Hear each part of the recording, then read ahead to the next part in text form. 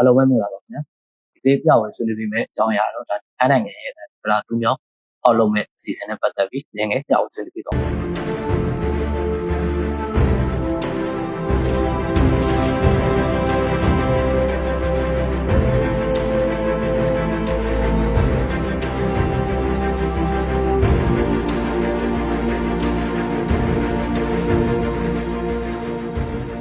ပိုင်းမှာဆိုရင်ဒါဒီထိုင်းနိုင်ငံကဒါဒီဗလာတူးမြောင်းနဲ့ပတ်သက်တဲ့သတင်းတွေဒါတွေကဒီရှက်လက်တွေပြန်ပြီးတော့ဒီပြင်းနဲ့တက်ဝင်လာပြောချင်တာကဒါဒီသတင်းကဒါ hit ဖြစ်လာ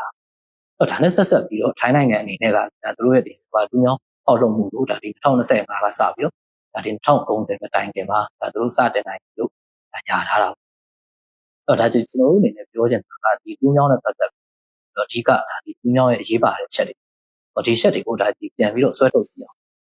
်ဒါဘယ်ချက်တွေကဒါဘယ်လောက်ထိထိုင်းနိုင်ငံအတွက်ဒါရေးပါတာဒါပထမချက်အနေနဲ့ဒီတူးမြောင်းတာဖောက်လုပ်ခဲ့မယ်ဆိုရင်ဒါထိုင်းနိုင်ငံအနေနဲ့ဒါစင်ကာပူကိုတော့ဒါနောက်ကောက်ချနိုင်တဲ့ဒါ project ကြီးစီမံကိန်းတစ်ခုဖြစ်လာနိုင်တယ်ပြီးရင်ဒါဒုတိယချက်အနေနဲ့ကဒါဒီခုမလကာရေလက်ကြားမှာရှိတဲ့ဒီ China supply ဆိုတဲ့ဒါဒီတရုတ်ထောက်ပံ့မှုအားလုံးကိုထိုင်းနိုင်ငံဘက်ကိုတော့ဒါရွေ့လာတဲ့စီမံကိန်းတစ်ခုဒါနောက်ဆုံးချက်အနေနဲ့ပြောချင်တာကကမ္ဘာရဲ့ချုပ်ပွိုင်းတစ်ခုဖြစ်လာနိုင်တဲ့နေရာတစ်ခုလည်းဖြစ်သွားနိုင်တာဒါဒီကျွန်တော်ဆုံးတော့ပြောခဲ့သလိုပဲဒုတိယချက်ဒီမလကာရေလက်ကြားမှာရှိတဲ့ဒီ supply China တစ်ခုလို့ထိုင်းနိုင်ငံကြီးကိုဒါရွေ့လာဒါဒီမလကာရေလက်ကြားကဒါအဲ့လိုအောက်ထိရေချောင်းကုန်သွယ်မှုကရေးပါဒါနဲ့ဆက်ပြီးတော့ဒါကျွန်တော်တို့ငယ်ပြန်ပြီးတော့ဆွေးနွေးကြည့်အောင်ဒါဒီမလကာရေလက်ကြားဆိုတာကခုလက်ရှိပေါ့မလေးရှားပြီးရင်ဒါဒီဘက်ကစင်ကာပူပြီးရင်ဒါအင်ဒိုနီးရှားနိုင်ငံကြားမှာပဲဒါဒီအိန္ဒိယအိုရှန်နဲ့ပြီးရင်တောင်တရုတ်ပင်လယ်ကိုဆက်သွယ်ထားတဲ့ထိုဝင်နိုင်ငံရေးအရာဒါရှာရေးပါတဲ့နေရာတစ်ခုဖြစ်တာပြောချင်တာဒီခုကမ္ဘာရဲ့ဒါဒီစီးပွားကူးသန်းရောင်းဝယ်မှုဒီကုန်စည်ပမာဏပေါ့ဒါ25%လောက်ထိကိုဒီလက်ကြားနဲ့ဒါတက်တန်းသွားလာနေရဖြစ်တဲ့အတွက်ဒါဒီစီးပွားရေးရဲ့အင်အားကြီးဖြစ်တဲ့ဒါတရုတ်ကဒါသူ့ရဲ့ BRI လမ်းကြောင်းနဲ့ပြင်ဒီသူတို့ရဲ့ဒါ BRICS ဖွဲ့ဝင်နိုင်ငံတွေအားလုံးကဒီလက်ကြားကိုဒါမျက်စိကျဒါသူတို့မျက်စိကျနေတဲ့ဒီမလကာရေလက်ကြားကဒါပြောရမယ်ဆိုရင်ဒါတစ်ဖက်ကကြည့်ပြီးဒါအနောက်ရင်းနဲ့ဟိုတော့ပြောချင်တာဒီအနောက်ရင်းဖြစ်တဲ့အတွက်ဒီအင်အားကြီးဒါတရုတ်နဲ့ရုရှားတို့ကဒါရေရှည်မှာစီးပွားရေးအလုံးဝအဆင်ဒါသူတို့ကဒီချက်တွေနဲ့ပတ်သက်ပြီးတော့ဒါသူတို့နောက်ထပ်ရွေးချယ်မှုတစ်ခုအနေနဲ့ဒါသူထိုင်းနိုင်ငံကဗလာတူးမြောင်းကိုဒါသူတို့ဖောက်လုပ်ဖို့အတွက်ရွေးချယ်ဒီဖောက်လုပ်မှုနဲ့ပတ်သက်ပြီးတော့လည်းသူတို့အနေနဲ့ဒါ BRP လှုပ်ဆောင်မှုရှိလာဒီတူးမြောင်းကလည်းဒါတကယ်တစ်ခုတရုတ်ရဲ့ BRI လမ်းကြောင်းနဲ့ပြီးရင်တစ်ဖက်ကဒါတရုတ်နဲ့ဒီအင်ဒိုချိုင်းနာကျွန်းဆိုတဲ့ဒါစီးပွားရေးစင်ကြယ်အတွက်ဒါအဓိကစိတ်ပိုင်းနေတဲ့ဒါရေးပါတဲ့နေရာတစ်ခုဖြစ်လာဒါဒီကျွန်တော်တို့အနေနဲ့အခုဒီလက်ရှိချိန်မှာပဲဒီတူးမြောင်းရတာပေါက်မယ်ဆိုရင်ဒီတူးမြောင်းနဲ့ပတ်သက်ပြီးတော့ဒါနောက်ွယ်ကဘာတွေဘယ်လိုဖွံ့ဖြိုးတိုးတက်လာမလဲဘာတွေဘယ်လိုဆုံးရှုံးသွားမလဲဒီချက်တွေကိုလည်းပြန်ပြီးတော့ဒါဆွဲထုတ်ကြည့်အောင်ဒါဒီခုထိုင်းနိုင်ငံအနေနဲ့ပေါ့ထိုင်းနိုင်ငံအနေနဲ့ကခုကပ်ပလီပြန်တဲ့ဒီတူးမြောင်းဖောက်ခဲ့မယ်ဆိုရင်ဒါဒီဘိုင်အနေနဲ့ကဒါ28မိုင်ပဲရှိတော့ဒါဒီ28မိုင်ပဲရှိတာဖြစ်တဲ့အတွက်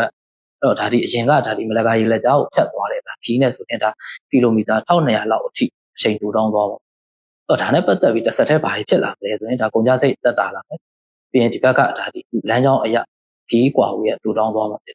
်ဒါဒုတိယချက်ကကျတော့ဒါခုကြည့်မယ်ဆိုရင်ဒီတရုတ်ရဲ့ဗီယက်နမ်ရဲ့ပြီးရင်ဒီဘက်ကလာအိုပေါ့ဒါသူတို့ရဲ့ကုန်စည်တွေကဒါခုလက်ရှိဆိုရင်ဒါသူတို့ရထားလမ်းဖောက်လုပ်ထားတာဖြစ်တဲ့အတွက်ဒီတူးမြောင်းကနေတစ်ဆင့်ရထားလမ်းနဲ့ပို့ဆောင်မယ်ဆိုရင်ဒါသူတို့အနေနဲ့အချိန်တက်တာပဲပြီးရင်ကုန်ကြစိတ်နှုန်းတွေလည်းတက်တာပေါ့ဒါဒီကျွန်တော်တော့ပြောခဲ့သလိုပဲဒါတတိယချက်ဖြစ်တဲ့ကမ္ဘာရှုပ်ပွိုင်းနေရာတစ်ခုဖြစ်လာဆိုတာကဒီကုန်းကမ္ဘာပေါ်မှာဒါအရေးပါတဲ့ဒါတူးမြောင်း၃ခုထဲမှာဒီတူးမြောင်းကလည်းပါလာသွားနိုင်တယ်ဒါဒီ Pacific နဲ့ Atlantic မုတ်တရားကိုဒါဆက်ထားတဲ့ခုပနာမတူးမြောင်းတစ်ခုရှိမယ်ပြီးရင်ဒါဒုတိယတူးမြောင်းကဒီမြေထဲပင်လယ်နဲ့ပင်လယ်တွေကိုဒါဆက်ထားတဲ့စူဝက်တူးမြောင်းဒီတူးမြောင်းတွေလိုပဲအခုဒီပလာတူးမြောင်းကဒါဒီထိုင်းနိုင်ငံဒါထိုင်းပင်လယ်ကိုယ်နဲ့ပြီးရင်ဒီတစ်ဖက်ကဒါကပ်ပလီပင်လယ်ပြင်ကိုဆက်သွယ်ထားတာဖြစ်တဲ့အတွက်ဆက်သွယ်တာဖြစ်ပြီးတော့ဒါကမ္ဘာရဲ့ရှုပ်ပွိုင်းနေရာတွေထဲမှာဒါတစ်ခုပါလာသွားနိုင်တာဆုံးရှုံးမှုအနေနဲ့ကဒါဘာဖြစ်သွားမလဲဆိုရင်ဒါစင်ကာပူပေါ့စင်ကာပူအနေနဲ့ကတော့အဓိကသူ့အနေနဲ့ဘာဖြစ်သွားမလဲဆိုရင်ဒါသူ့ရဲ့နှစ်စဉ်ဒါ GDP တဲ့ဒါ30%လောက်အထိကိုဒါဆုံးရှုံးသွားနိုင်တာဒါတစ်ဆက်ထဲမှာလည်းဒါဒီမလေးရှားနိုင်ငံပါလာမလေးရှားအနေနဲ့ကဒါရေချောင်းလမ်းကြောင်းအရာပုံသွယ်မှုဒါပြောင်းလဲသွားမှာဖြစ်တဲ့အတွက်ဒါသူ့အနေနဲ့ကဒီ15နှစ်လောက်အထိကိုဒါဒီနောက်ပေါက်ချပြီးတော့ဒါဒီနောက်ကျသွားနိုင်တာပေါ့သူရဲ့ဒီပုံသွယ်မှုကဏ္ဍအရာကွန်ပျူတာတက်မှုတောင်းနေသွားတယ်ဒါအခုဒီထိုင်းနိုင်ငံအနေနဲ့ကဒါဒီတူးမြောင်းကြီးဖောက်မဲ့အတွက်ဒီတူးမြောင်းနဲ့ပတ်သက်ပြီးတော့ဒါဒီအနောက်မှာပဲအုပ်စုတွေကဒါလူမျိုးဝါဒပြန်တာတွေကြုံတွေ့လာတာ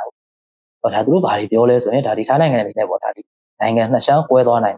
ပြောချင်တာတောင်ပိုင်းတပုံပေါ့ဒီတောင်ပိုင်းတပုံအဖွဲ့တွေအနေနဲ့ပေါ့ဒါသူတို့ရဲ့ဒီ ဒီကဒီပြိပခါတွေအားလုံးကိုဒါထိုင်းနိုင်ငံအနေနဲ့ဒါထိန်းနိုင်မယ်မတည်ငြိမ်မှုတွေဖြစ်မယ်ပြီးရင်ဒါဒီလိုဖြစ်စဉ်တွေကလည်းပဲဒါနိုင်ငံနှစ်ရှမ်းကွဲသွားနိုင်တဲ့အထိကိုဒါသူတို့ဝါဒဖြန့်ထားရရှိ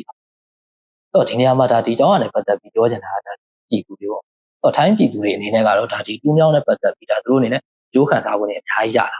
ပြောချင်တာပြည်သူတွေအနေနဲ့ကဒါဘာပဲပြောဒါသူတို့အနေနဲ့ကြိုးတိုးတက်မှာဟုတ်ဒါအားလုံးကကြိုးတိုးတယ်အားလုံးကဒါလက်ခံကြ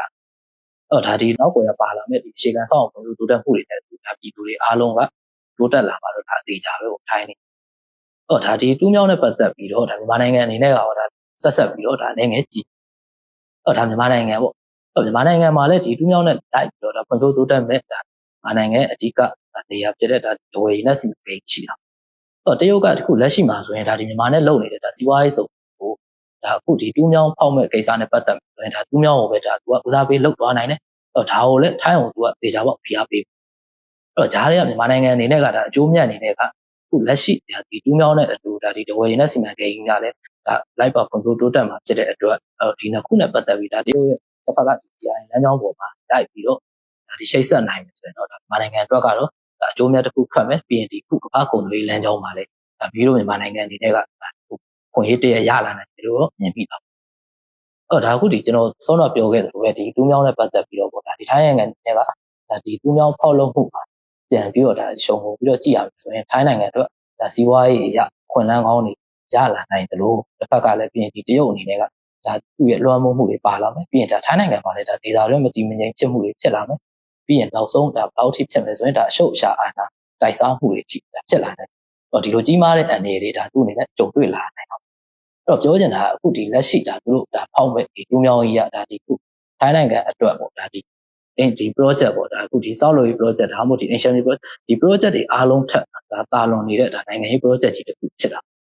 တစ်ဆက်တည်းမှာလည်းဒီခုရှေ့တောင်အာရှရဲ့ဒါရေပိုင်တဲ့အစီအစဉ်တွေကိုဒါလမ်းကြောင်းတွေရောဒါပြန်လဲသတ်မှတ်နိုင်လောက်တဲ့အထိကိုရေးပါတဲ့ဒါဒီနိုင်ငံရေးတက်ကွက်ပေါ့ဒါနိုင်ငံရေးကစားကွက်ဒါမှမဟုတ်နိုင်ငံရေးကွက်လက်တစ်ခုဖြစ်လာနိုင်တယ်လို့ကျွန်တော်အနေနဲ့မြင်မိတာအားလုံးကိုကျေးဇူး